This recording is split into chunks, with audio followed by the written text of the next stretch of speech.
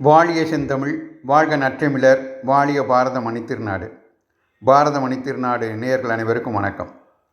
ஊருக்கு உழைத்திடல் யோகம் என்பார் மகாகவி பாரதி. அவ்வாறு ஊருக்கு உழைத்திட நாம் உடல் நலத்தை நன்கு பேண வேண்டியது அவசியம். அவ்வாறு உடல் நலத்தை பேணுவதற்கு நமக்கு மிகவும் உறுதுணையாக இருப்பது யோகா என்கின்ற யோகாசனங்கள். இந்த யோகா இந்த பாரத மண்ணில்தான் தோன்றியது. அவ்வாறு தோன்றிய யோகாவை யாம் பெற்ற இன்பம் பெருக இவ்வையகம் என்று உலக அளவில் பரப்பிட சர்வதேச யோகா தினமாக ஜூன் 21 கொண்டாட ஒரு தீர்மானத்தை பாரதம் 2015ஆம் ஆண்டு ஐக்கிய நாடுகள் சபையில் முன்மொழிந்தது. அதனை ஐக்கிய நாடுகள் சபை ஏற்றுக்கொண்டது. இதில் தாமாக முன்வந்து 177 நாடுகள் இந்த தீர்மானத்தில் தங்களையும் இணைத்து கொண்டன. அவற்றில் 47 நாடுகள் இஸ்லாமிய நாடுகள். எந்த ஒரு நாடும் எதிர்க்கவில்லை. யோகாவை உலகம் முழு மனதுடன் வரவேற்றது. இதன் மூலம் நிரூபணமாயிற்று. அந்த ஆண்டு 192 நாடுகளில் சர்வதேச யோகா தினம் கொண்டாடப்பட்டது.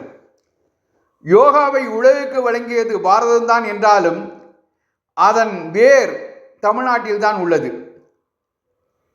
முன்னெப்போதும் இல்லாத அளவுக்கு 190 நாடுகளில் கொண்டாடப்படும் இந்த யோகா தினத்திற்கு வேர் தமிழ் மண்ணில் இருக்கிறது என்பது நமக்கெல்லாம் பெருமை.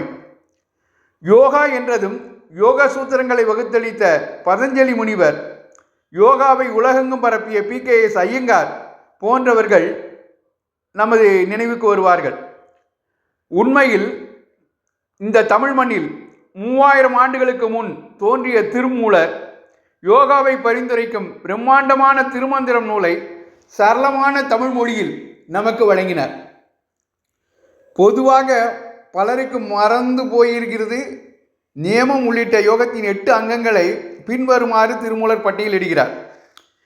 ஏம நியமமே எண்ணிலா ஆதனம், நயமுறு பிராணாயாமம் பிரத்யாகாரம், சயமிகு தாரணை தியானம் சமாதி, அயமுறும் அட்டாங்கம் ஆவதும் ஆமே என்று திருமந்திரத்தின் 552வது பாடலில் அவர் விளக்குகிறார். தமிழ் உள்ளம் என்றென்றும் போற்றி வரும் 14 சித்தர்களில் திருமூலர் தலையாயவர் என்றால் கோரக்கர் என்று அறியப்படும் கோரக்நாத் யோகாவை பாரத நாடு முழுவதும் பரப்பிய இன்னொரு உன்னத சித்தர். இவரது ஜீவசமாதி நாகப்பட்டினத்துக்கு அருகில் உள்ள வடக்கு பொய்கை நல்லூரில் அமைந்துள்ளது. கோரக்கரின் மரபில் வந்த சுவாத்மராமர் என்ற மகான் இயற்றிய ஹடயோக பிரதீபிகை என்ற அரிய நூல்தான் யோகாவை நாடி வரும் மாணவர்களுக்கு யோக மார்க்கத்தில் நடைபோடும் யோகியரும் பின்பற்றுகின்ற முக்கியமான ஆவணம். காரணம், இந்த நூலுக்கு தனது முன்னோர்களின் யோக நெறியையும் தனது சொந்த யோக சாதனை அனுபவங்களையும் ஆதாரமாக அமைத்துள்ளார் சுவாத்ராமர். யோகாவுக்கு தமிழக மண் செய்துள்ள பங்களிப்பு இத்தோடு நிற்கவில்லை, அது தொடர்கிறது.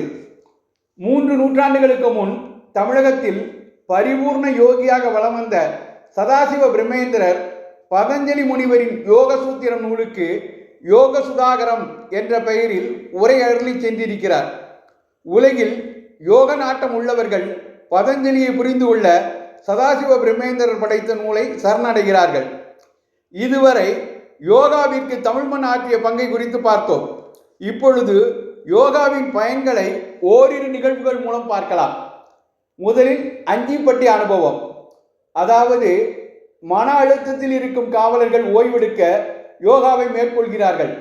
ஆனால் தருமபுரி மாவட்டத்தில் ஜருகு பஞ்சாயத்தில் உள்ள அஞ்சிப்பட்டி கிராமத்தில் ஓய்வு பெற்ற போலீஸ் இன்ஸ்பெக்டர் திரு டி வெங்கடேசன் 59 வயது யோகா குருவாகி பண்டைய பாரத உடற்பயிற்சி முறையின் நன்மைகளை பரப்புவதற்காக தனது வாழ்க்கையை அர்ப்பணித்துள்ளார். உள்ளூர் மக்கள் மத்தியில் உளவுத்துறை உள்ளிட்ட பல்வேறு போலீஸ் பிரிவுகளில் பணியாற்றிய அவர் தற்போது இங்குள்ள பள்ளி மாணவர்களுக்கும் குழந்தைகளுக்கும் பொதுமக்களுக்கும் யோகா கற்றுக் கொடுக்கும் பணியில் ஈடுபட்டு வருகிறார். தர்மபுரியில் மிகவும் பின்தங்கிய கிராமங்களில் ஒன்று எனது சொந்த ஊரான அஞ்சிப்பட்டி என கூறும் இவர் பெரும்பாலான மக்கள் குடிப்பழக்கம் உள்ளவர்கள். 2010 கிராமத்தில் யோகாவை அறிமுகப்படுத்தி ஒவ்வொரு வீடாக சென்று அதன் முக்கியத்துவம் குறித்து பேசினேன். மக்கள் படிப்படியாக மாறி உடற்பயிற்சி முறையை கற்றுக்கொண்டு அதை பின்பற்ற தொடங்கினார்கள். யோகா பயிற்சிக்கு பிறகு கிராமத்தில் மதுவுக்கு அடிமையாகியிருந்த 15க்கும் மேற்பட்டோர் மதுவை கைவிட்டு புனர்வாழ்வு அடைந்தனர். 4 ஆண்டுகளாக ஜருகு அரசு மேல்நிலைப்பள்ளியில் மாணவர்களுக்கு யோகா பயிற்சி அளித்து வருகிறேன். யோகா பயிற்சிக்கு பிறகு தேர்ச்சி சதவீதம் படிப்படியாக அதிகரித்து வருகிறது என்கிறார் அந்த ஓய்வு பெற்ற காவலர் திரு டி வெங்கடேசன் அவர்கள். இது உள்ளூர் அனுபவம். அடுத்து பிலடெல்பியா அனுபவம். ஒரு ஆராய்ச்சி முடிவு. பலர் மன அழுத்தத்தை போக்க யோகாவை நோக்கி திரும்புகின்றனர். மேலும் புதிய ஆய்வு முடிவுகள் அது சரி என்று தெரிவிக்கின்றன. யோகாவின் ஒரு அமர்விற்கு பிறகு முதல் முறையாக யோகாவை முயற்சித்தவர்களிடம் கூட மன அழுத்த ஹார்மோன் கார்டிசோலின் அதனுடைய அளவுகள் குறைந்து விட்டதாக அமெரிக்க ஆராய்ச்சியாளர்கள் கண்டுபிடித்துள்ளனர். பிலடெல்பியாவில் உள்ள தாமஸ் செபர்ஜன் பல்கலைக்கழகத்தின் ஒருங்கிணைந்த மருத்துவ மையத்தின் டாக்டர் ஜார்ஜ் பிரைனார்ட் மற்றும் சக ஊழியர்கள் 50 நிமிட யோகா அமர்வுக்கு முன்னும் பின்னும் மனிதனிடம் உள்ள கார்டிசோலின் ஹார்மோன் அளவை அளந்தனர். பயிற்சியின் முதல் நாளிலேயே யோகா அமர்வுக்கு பிறகு கார்டிசோலின் அளவுகள் வெகுவாக குறைந்து விட்டதாக கண்டறிந்தனர்.